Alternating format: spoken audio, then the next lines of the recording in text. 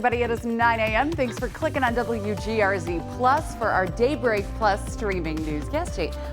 Joined by James Gregorio, and for Patrick, it's been great having you all week. Thank you. It's been fun. You know, I love coming up here hanging out with you guys. Yeah, and you brought all sorts of different seasons of weather. We had a little bit of summer this week.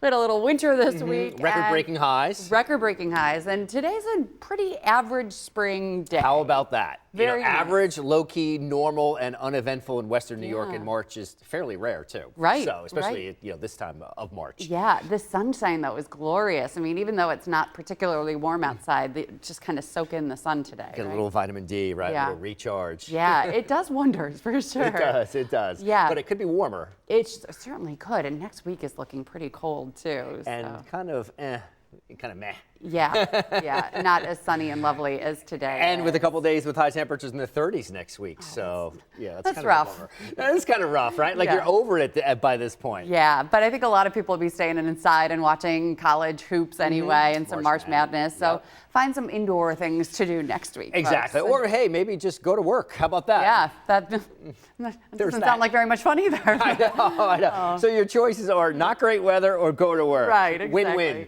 All right, let's talk about the forecast. Yeah, we're coming up now a little bit, Melissa. We're at 33 degrees, so those temperatures are a little bit better than where we were. The wind is a little more westerly as compared to northwesterly. So again, high pressure building back in. It is significantly colder this morning than where we were yesterday at this point. Jamestown, 25 degrees colder, 26 degrees colder in Dunkirk.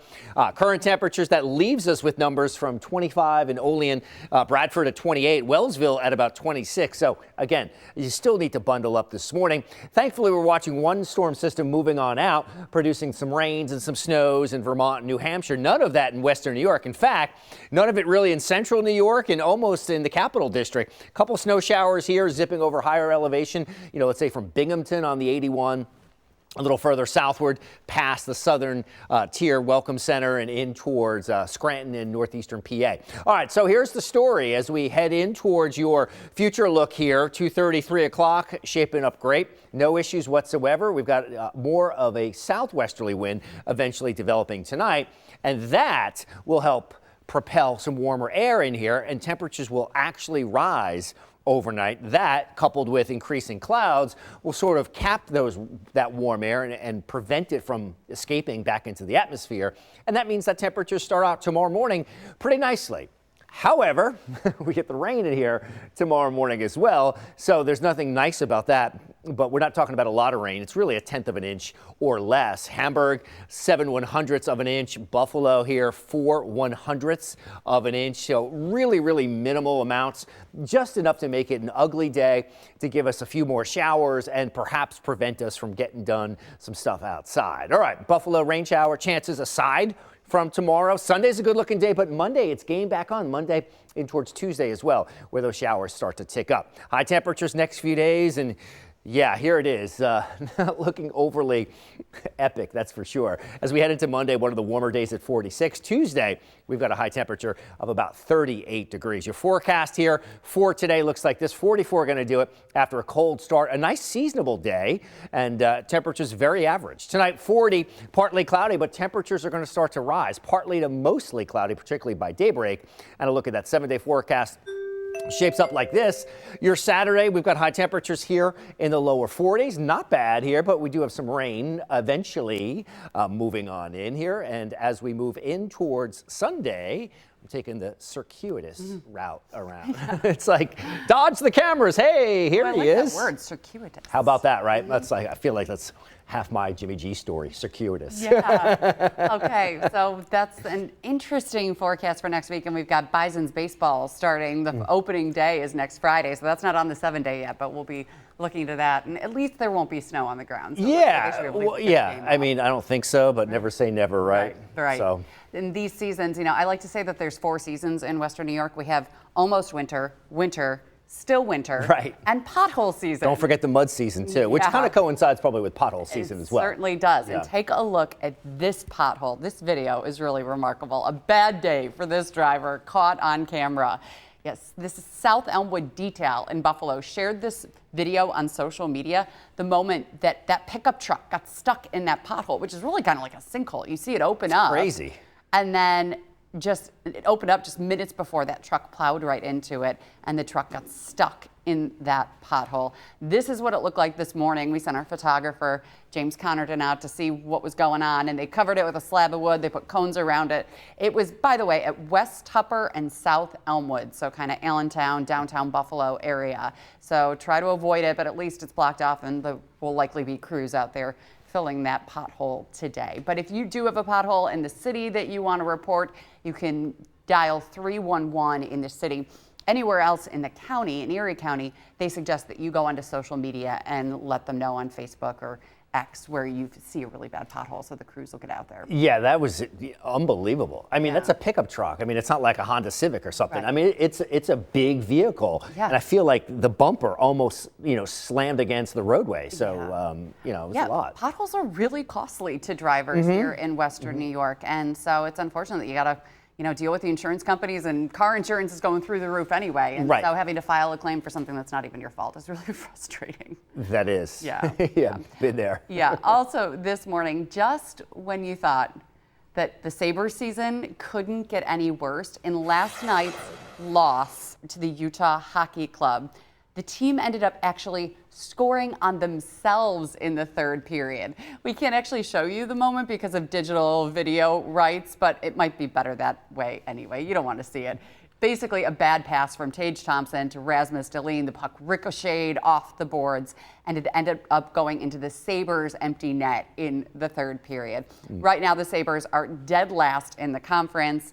They're back on the ice tomorrow, hoping to ricochet into the win column, 2 p.m. in Minnesota. But at that game in Utah, at Salt Lake City, Terry Pegula was there, and Kevin Adams, the Sabres GM, were there, all to watch the Sabres just kind of implode in the third period, because they were close to being able to tie it up and possibly go into OT. But instead, they scored on themselves, so that brought the score up, and then the Utah Hockey Club ended up getting an empty netter themselves. So just a sad ending to another Sabres game. From bad to worse. Yeah, it feels like Groundhog Day all over right again. Now, as for the Bisons, we talked about opening day a week from today. Take a look. There was the Bisons sleeveless jerseys. Well, they're bringing them back. And starting April 10th, each Throwback Thursday, the team will wear these reverse retro jerseys. It's got the classic fan favorite sliding Buster logo, and some of these items here are already up for pre-sale on the Bisons website. Again, opening day next Friday, an afternoon game, and the Bisons will host the Rochester Red Wings for that 2 o'clock game on March 28th, the earliest opening day yet. It's always scary when they say they want to start baseball in March, but there are really loyal Bisons fans that will be out there. And there's also a lot of deals to make it more enticing to go to the game when it's so cold. Kids are, I believe they're free opening weekend, and there are some other really great deals as well. So you can check out the Bisons website for all of that info. But I love a good afternoon Bisons game, if I'm not freezing. Of course. It's got to be at least in the 60s for me to go. Oh, wow. Okay. Wow. Yeah. I just don't want to be cold. But I get that. But yeah, it's you probably can bring a little blanket in with you, too. Yeah, for sure. Now, here's another one. This is a gift that keeps on giving. We're talking about Bills wide receiver Keon Coleman. He's doing the podcast circuit right now. And last night, he was on Nightcap with Shannon Sharp and Chad Ochocinco. And Keon was talking about all things related to the Bills and the city overall. And he shared his favorite spot to get wings and also his favorite flavor. Take a listen. If there was a wing spot and you had to choose where to go to get wings, where would you go? Barbill? Oh, they got this place called Is Love something. I don't know. My mama know the name of it. I just know where it's at. It's downtown in Buffalo. But either there or Barbill. And y'all got Benny the But I Butcher. need them all. I need them to add that honey lemon pepper and that hot lemon pepper. I need both of those flavors on all the menus. Okay. That's the only flavor they missing for me. Hot lemon pepper, and honey lemon pepper. I need both of those. Yeah, he's not a hot, medium, mild guy, the lemon pepper. And that's actually exactly what Josh Allen likes to eat at Barbill, too. Exactly. Is the Cajun honey butter well, I guess that's a different flavor. There's so many flavors that barbell has. Yeah, and you know, that is, of course, and Josh Allen's been very vocal about how that's his favorite wing place in Buffalo. And they don't pay him to say that either. No. So it was interesting hearing Keon say the same thing. Now, this Love place that he was talking about in downtown Buffalo, I was trying to figure it out, couldn't figure it out. So I asked my ace producer, Dan do you know about a Love place in Buffalo? Dan figured it out. There's Lovejoy Pizza, and that's actually by the medical campus on Main Street. And they have wings? They've got wings. Oh, okay. So I have not had their wings. I haven't been there, but now I got to try it, and I bet a lot of other people will too. But it's just Love something in Buffalo, so we looked it up. Lovejoy. It's funny he didn't remember the name, but he knew how to get there. Yeah, knew how to get there. He's like, I got to ask my mom what the name is. Also making some podcast appearances is Bills GM Brandon Beane. He was on the Ryan Fitzpatrick podcast talking about what he saw in Josh Allen in the draft and why he thought Josh was the perfect fit for Buffalo. This guy is Buffalo. No one I met is more Buffalo than Josh Allen. And just go watch him play in Wyoming, the same type of conditions. But even as a person, blue collar, grew up on a farm. I learned it real quick. He told me in an interview, I was like, what else did you do? He's like, my dad told me if I wasn't playing a sport, I was helping on a farm. He goes, so I played every sport I could because he knew the rest of the time, he was going to be doing blue collar stuff. Yeah, Josh really does fit into this 100%. I love his story. Yeah. Plus, went to JUCO, didn't want his parents to pick up an expensive tab for college, so junior college first, and then elevated to Wyoming, and then, I guess when he got a scholarship, I presume that's how it happened. But all in all, just a really good dude. Yeah. Just a really good guy. Humble beginnings and really showing kids out there, don't give up on your dreams just because you don't get that scholarship to that big college. Right. You can, continue to push, continue to try, and then look what happened. And now he's getting inducted into the Wyoming Hall of Fame and is our MVP. So really great story. And I also love that Brandon Beane is on the Ryan Fitzpatrick podcast because Fitz is as Buffalo as it gets too. Obviously playing for the Bills, then leaving. Then he, was still playing for Miami and came to a Bills playoff game, took his shirt off and was just the biggest member of Bills Mafia. And then he led the charge this year doing the same thing at the game. And, Fitz is very vocal about his love for Buffalo. No doubt. Good to see Brandon Beane talking about Josh Allen with Fitz. You know where Fitz went to college? Where did he go to? Harvard, yes. right? Yep, yes. Harvard. Yep. A brilliant guy. Right, yeah, smart dude too. Yeah, brilliant and a really good dude. I went to Harvard on the highway. All right, we will be right back with much more to what to do this weekend and other news of the day. Stay with us.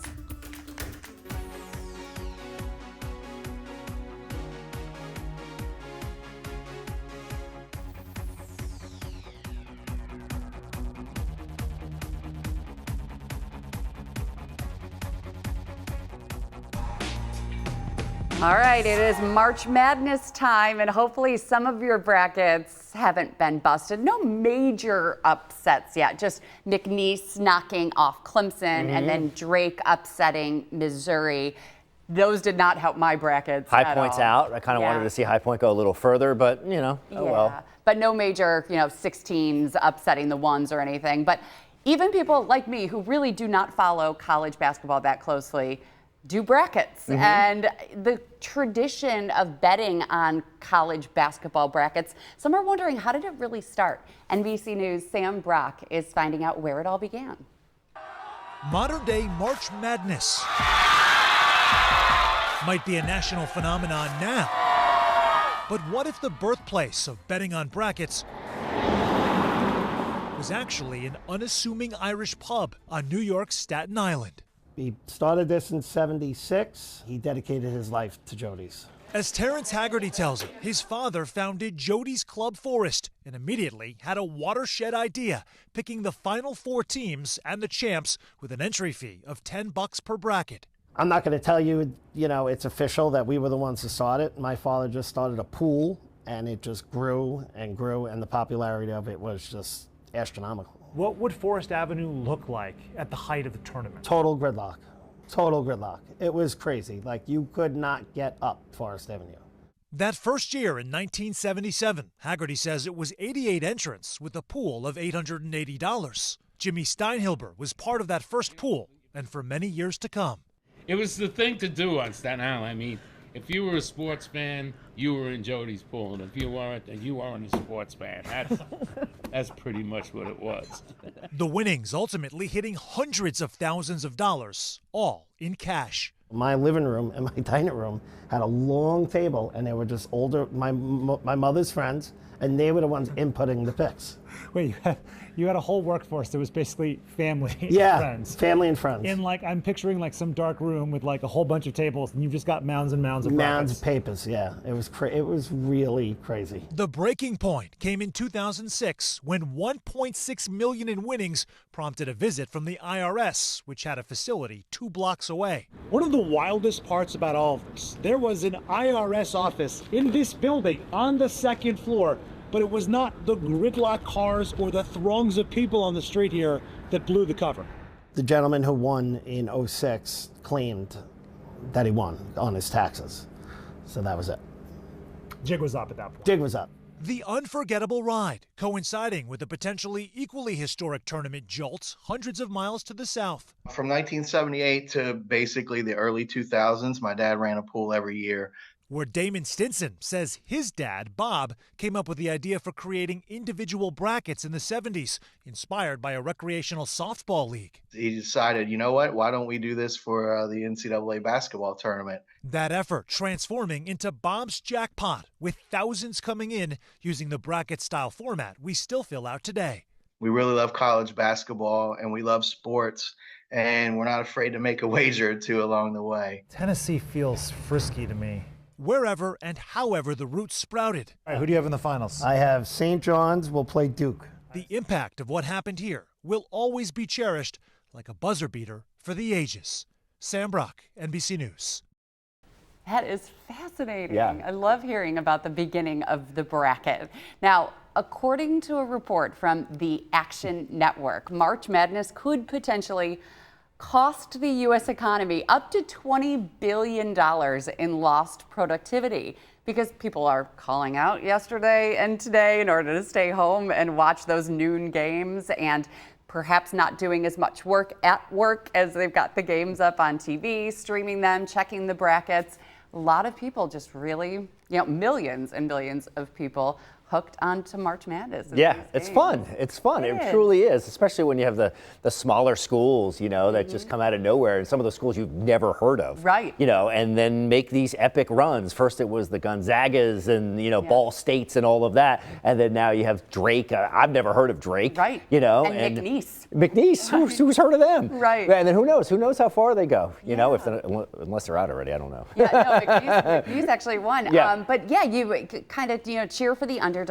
But also, there is the lost productivity. But I think it can also be a good thing. A lot of camaraderie among coworkers. Right. A daybreak bracket that we have going. But bringing people together to talk about something other than work can kind of cheer you up sometimes too. And families do their brackets. So I think that there are lots of good things that come out of March Madness. I also think it's kind of like related to kind of the beginning of spring in a way. Yeah. It's one of these things that we associate with, okay, we're out of winter, St. Patrick's Day, we're easing out, it's March Madness. It's all these little kind of calendar things that kind of paint that picture. Okay, we're moving forward now into spring and beyond. And spring also brings severe weather in many places. Check this out.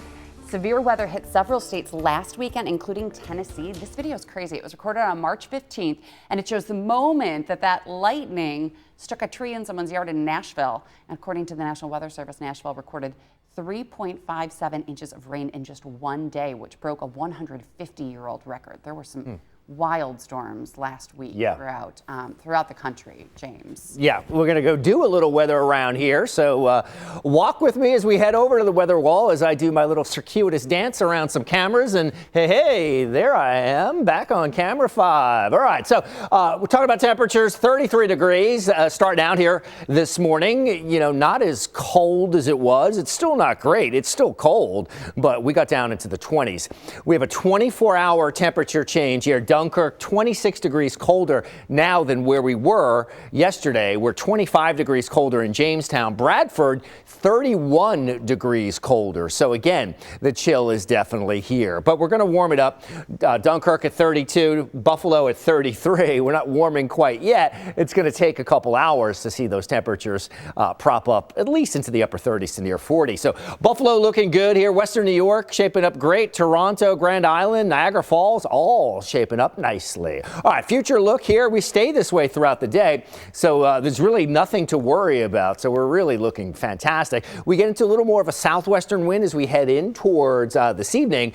That, coupled with the increase in cloud coverage, will make tomorrow morning a much milder start, although it is not going to be a nice day tomorrow. We've got the rain showers on the move by 9 o'clock. You got some of that rain which is heading in our direction. How much rain are we looking at here? We're only talking about, maybe a 1/10 of an inch of rain, so it's pretty minimal, but enough to make it somewhat annoying as you're trying to get stuff done, running around, doing stuff with the kids, and those rain shower chances over the next few days look like these as well. So Sunday's a good looking day.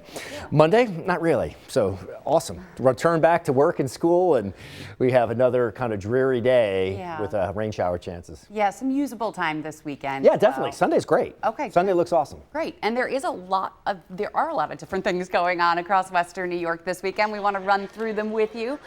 Starting tonight, the Bandits start a back-to-back series against the Las Vegas Desert Dogs. The game tonight is here at home at KeyBank Center at 7:30. There are tickets still available, but then they head to Albany right after that because they play on Saturday in Albany.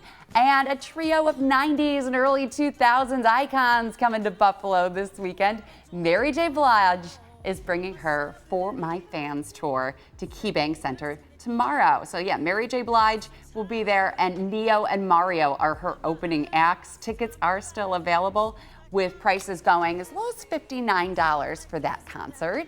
And then also tonight, one of Western New York's favorite cover bands is celebrating its 30th anniversary. Congratulations to the Strictly Hip. They're holding their anniversary concert at Kleinhans Music Hall tonight at 8. They are the cover band for Canada's beloved Tragically Hip. And so, yeah, everyone in Western New York knows Jeremy Hoyle right there and Strictly Hip. Again, that concert is tonight at Kleinhans. Tickets are still available on Kleinhans' website. Once again, congratulations to them. Love that band so much.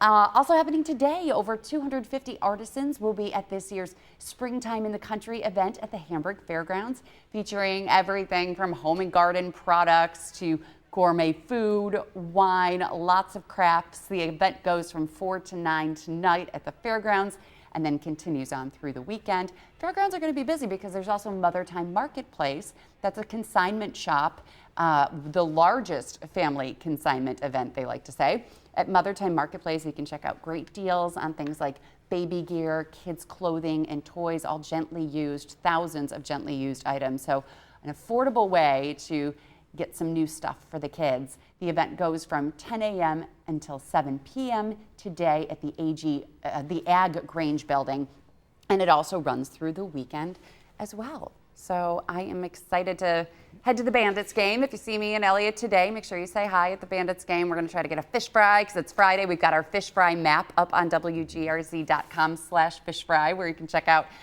restaurants and also fire halls and organizations that have their fish fries as big fundraisers. So not just your typical restaurants, but other entities doing them as well. Yeah, and I'm excited this weekend also on Saturday. I'm accepting an award on my dad's behalf. He's been a volunteer firefighter for 50 years with North Bailey Fire Company in Amherst. He and his brother in the firefighting service, Don Bauman, they are getting the Lifetime Achievement Award from the Erie County Fire Chiefs Association. Wow, and so they're both not able to go tomorrow, so I'll take Elliot and we'll go there and I'll accept that award on their behalf. Awesome. But a lifetime of selfless service on their behalf. That's fantastic. Yeah, so a busy weekend here for a lot of people in Western New York.